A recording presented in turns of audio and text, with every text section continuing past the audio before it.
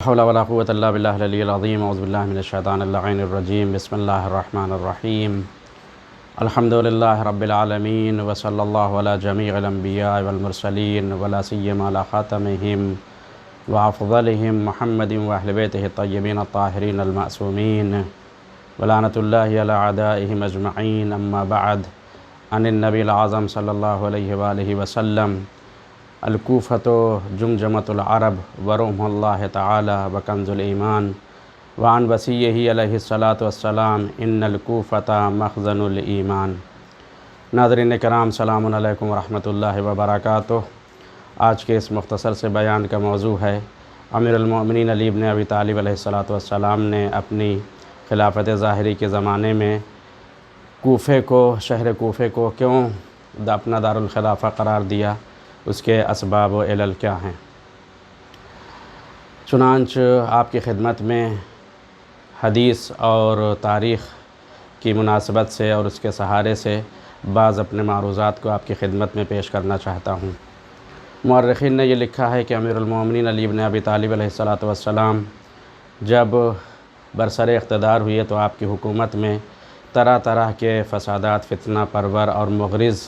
اور وہ افراد کے جو صالح اور نیک نہیں تھے، انہوں نے فتنے کو ایجاد کیا۔ انہی تمام تر حکومت میں جو فسادات اور اختلافات اور جو خرابیاں تھیں، ان مشکلات میں سے ایک مشکل جنگ جمل ہے۔ جنگ جمل کی واپسی پر جب جنگ جمل امیر المؤمنین نے فتح کر لیا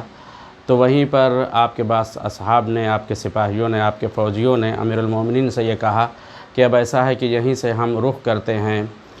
ملک شام کا، اور وہاں پر دمشق پہنچ کر کے اس طاغوت کی حکومت کو ختم کر دیتے ہیں تاکہ حق کا اور عدل کا نظام شام میں بھی قائم ہو جائے۔ یہ امیر المؤمنین کے فوجیوں نے مشورہ دیا، لیکن مولا نے یہ فرمایا کہ ایسا ہے کہ ہم پہلے یہاں سے کوفہ چلتے ہیں اور پھر کوفے میں پہنچ کر کے مصلحت کے تقاضے کے بنیاد پر عمل کریں گے، دیکھیں گے کہ مصلحت کس چیز میں ہے، اسی کے مطابق عمل ہوگا۔ چنانچہ امیر المؤمنین علی بن ابی طالب علیہ الصلاۃ والسلام نے شہر بصرہ میں جناب عبداللہ ابن عباس کو وہاں کا حاکم بنایا اور پھر اس کے بعد بصرے سے کوفے کی طرف روانہ ہو گئے۔ مورخین کے نقل کے مطابق 12 رجب سن 36 ہجری کو امیر المؤمنین کوفے میں وارد ہوئے۔ جب امیر المؤمنین کوفے میں وارد ہوئے تو وہاں پر مرد و زن، خرد و کلا، سارے افراد وہ سب کے سب آپ کے استقبال کے لیے آئے اور آپ کا ایک زبردست اور اہتمام و انتظام کے ساتھ بے نظیر اور کم نظیر آپ کا استقبال فرمایا۔ سارے افراد خوش تھے اس اعتبار سے کہ اب ایک ایسا شخص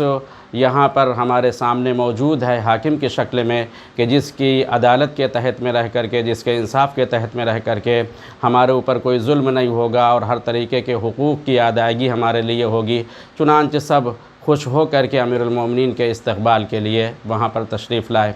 امیر المؤمنین علی بن ابی طالب علیہ الصلاۃ والسلام نے کیوں کوفے کو اپنا دارالخلافہ مقرر کیا ہے، یہاں پر اہل تاریخ نے اور اصحاب سیر نے بہت سے علل و اسباب کو ذکر کیا ہے۔ میں پہلے آپ حضرات کی خدمت میں وہ مطالب کے جو حدیث شریف میں پیغمبر سے نقل ہوئی ہیں اور وصیہ پیغمبر سے نقل ہوئی ہیں، ان کو آپ کی خدمت میں عرض کرتا ہوں، پیش کرتا ہوں، اور پھر حدیث کے بعد جو تاریخ نے نقل کیا ہے اس کو آپ حضرات تک پہنچانے کی کوشش کروں گا۔ حدیث شریف کہ جس کی تلاوت کا شرف میں نے حاصل فرمایا اور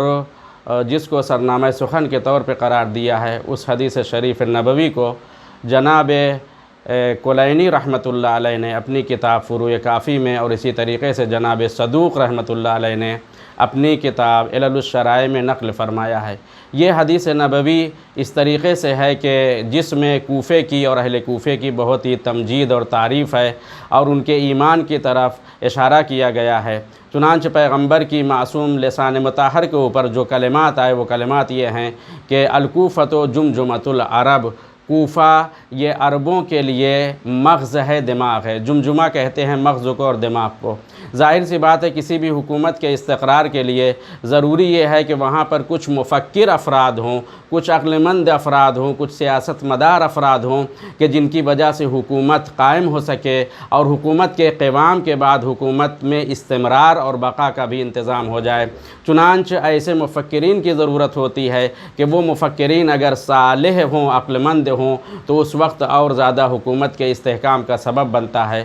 چنانچہ امیر المؤمنین علی ابن ابی طالب علیہ السلام کے امیر المؤمنین کے بیان کے مطابق آپ نے یہ فرمایا کہ ان الکوفۃ خزانۃ العلم و مخزن الایمان، کوفہ یہ ایمان کا مخزن ہے، یہ وصیۃ پیغمبر نے فرمایا ہے، اور پیغمبر نے جمجمۃ العرب کہا ہے، یعنی عرب کا مغز ہے۔ اور پھر بات کا فقرہ یہ ہے کہ رمح اللہ تعالی، وہاں کوفہ کے جو لوگ ہیں ان کا جو نیزہ ہوگا، جو دشمنان الہی سے، جو اللہ کے دشمنوں سے جنگ کریں گے، ان کا جو نیزہ ہوگا اس نیزے کی نسبت اللہ کی طرف دی گئی ہے، اور یہ ان کی بہت ہی عظیم صفت ہے کہ جس صفت کی طرف رسول خدا نے اشارہ فرمایا ہے کہ وہ ہو قانون اور وہ قاعدہ کہ جہاں پر اللہ اپنے انبیاء کے، اپنے معصوم بندے کو، فعل کو اپنی طرف نسبت دیتا ہے، یہاں پر اہل کوفہ کے فعل کو رسول کے قول کے مطابق یہ اللہ کی طرف نسبت دی جا رہی ہے، اور رسول اللہ یہ کہہ رہے ہیں کہ رمح اللہ، یعنی کوفے والے جو دشمنان خدا کی طرف نیزے اور تلوار کو پھینکیں گے وہ اللہ کی طرف سے پھینکے ہوئے نیزے اور تلوار ہوں گی۔ اور تیسری صفت جو مرسل اعظم نے بیان فرمایا ہے اہل کوفہ کے لیے وہ یہ ہے کہ کوفے کے لوگ ایسے ہیں کہ جن کا ایمان قوی ہے، کنز الایمان، کوفہ کنز الایمان ہے، ایمان کا خزانہ ہے۔ اب ظاہر سی بات ہے خزانے میں کثرت ہوتی ہے اور انواع و اقسام کے لوگ ہوتے ہیں، ظاہر سی بات ہے کوفے کا ہر شخص صالح اور نیک نہیں ہے، کسی بھی مقام پر سارے افراد ایک جیسے نہیں ہوتے ہیں، لیکن مراد وہ افراد ہیں یہاں پر کہ جو صالح اور نیک ہیں۔ واقعاً وہ افراد کے جو صالح اور نیک تھے وہ ایسے ہیں کہ جو ایمان کے خزانہ ہیں، لہٰذا حدیث شریف نے یہ بتا دیا کہ جو اہل کوفہ ہیں ان کی صفت کیا ہے، اور وصی نبی نے بھی یہ بتا دیا کہ یہ ایمان کا خزانہ ہے، ایمان کا مخزن ہے۔ چنانچہ امیر المؤمنین کے لیے یہاں پر اصحاب ایسے موجود تھے کہ جو آپ کے ساتھ وفاداری کے لیے مہیا تھے۔ اس حدیث شریف کے بعد میں مختصر سا وہ فقرہ تاریخ کا بھی نقل کرنا چاہتا ہوں کہ جن کو بعض مورخین نے نقل کیا ہے۔ مورخین نے یہ بیان کیا ہے کہ امیر المؤمنین نے اس وجہ سے دارالخلافہ اپنا کوفہ قرار دیا چونکہ امیر المؤمنین علی ابن ابی طالب علیہ السلام حدود مملکت اسلامیہ کو توسیع دینا چاہتے تھے، اور دارالخلافہ ایک ایسے مقام پہ قرار دینا چاہتے تھے کہ جہاں پر تمام تر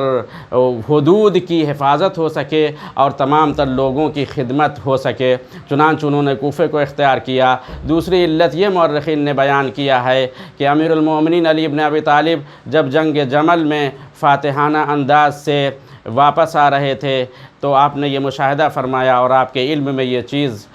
موجود تھی، امیر المؤمنین کو یہ بتایا گیا کہ وہ افراد کے جن کی وجہ سے یہ جنگ فاتحانہ شکل میں بدل گئی، فاتحانہ شکل اختیار کیا، وہ بعض افراد مؤثر ترین جو تھے وہ کوفے کے بعض عناصر اور افراد تھے۔ اور یہاں پر ایک اشارہ